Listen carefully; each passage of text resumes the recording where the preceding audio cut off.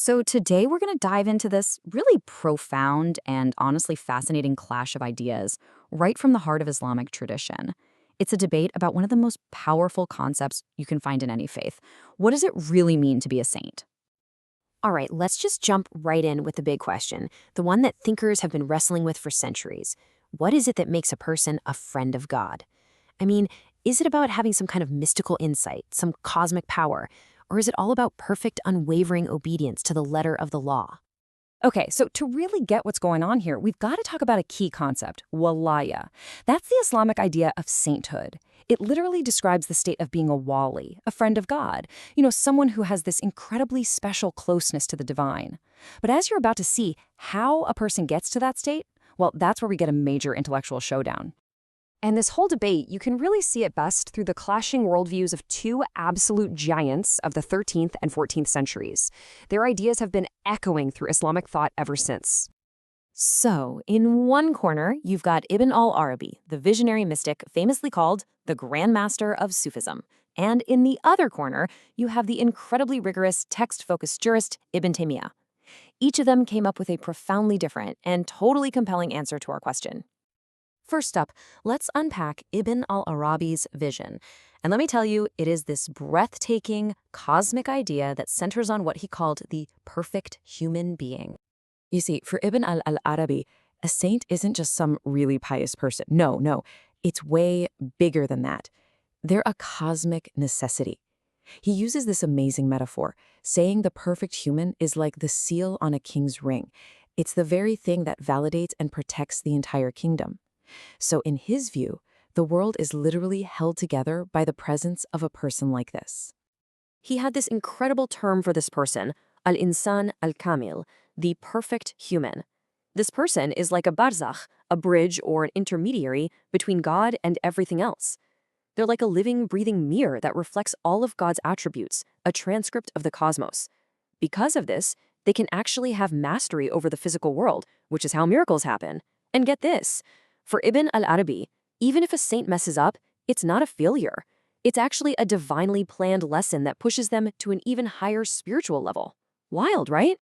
All right, so that's one vision. Now let's flip the coin and look at a completely different picture. Let's turn to Ibn Taymiyya, who came back with this powerful, grounded, and strictly text-based counter-argument. Ibn Taymiyya, he just threw that whole metaphysical vision right out the window. He brings the idea of a saint crashing right back down to earth.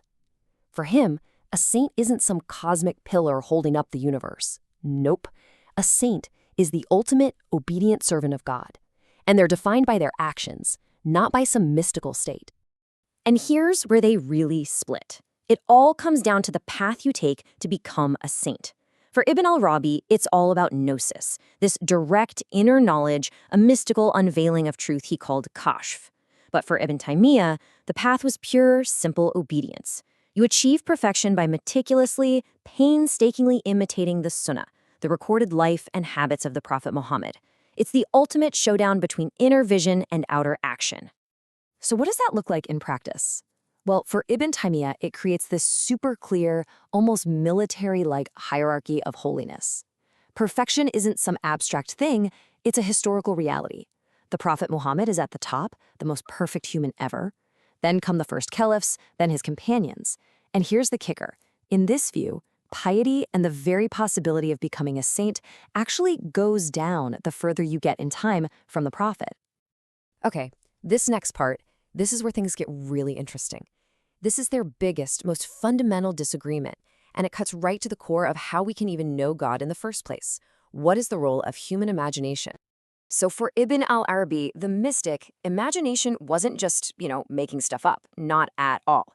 He saw it as this incredible God-given tool, like a spiritual sense for perceiving realities beyond our normal five senses. He even called it the land of truth, a place where you could gain genuine knowledge about the divine. But Ibn Taymiyya heard that and thought, no way. For him, that was playing with fire. He saw imagination not as a path to truth, but as the #1 source of delusion, of misguidance, of demonic whispers. It was, in his own words, Satan's favorite playground. I mean, you just can't get two views that are more diametrically opposed. This chart just lays it all out so perfectly, right? Just look at the difference on every single point. Knowledge for Ibn al-Arabi comes from the inside. For Ibn Taymiyya, it only comes from the outside, from the holy texts. This one difference changes everything else. Look at miracles. For the jurist, a miracle isn't necessarily proof of holiness. It could just be a trick from Satan. And while the mystic sees a saint's mistakes as these teachable moments, the jurist says, no, a sin is a sin, and you have to repent just like everybody else. So, you're probably thinking, okay, interesting history lesson, but why does a 700-year-old debate actually matter to us today? Well, here's why it's so important. It matters because this isn't just about history. What we're really looking at here are two timeless, totally universal ways of thinking about faith and spirituality. These are archetypes you find everywhere. You've got the mystic versus the jurist, the esoteric, inner path versus the exoteric, outer one. It's the way of inner vision versus the way of outer action. The person who wants to feel that divine union versus the person who wants to perfectly follow the divine law. You see this tension in nearly every single religious tradition on earth. And so, at the end of the day, this amazing debate between two of Islam's sharpest minds leaves us with this huge, lingering question, a question that's just as alive today as it was 7 centuries ago. Is true faith really found in the letter of the law, or is it found in the spirit that lies behind it?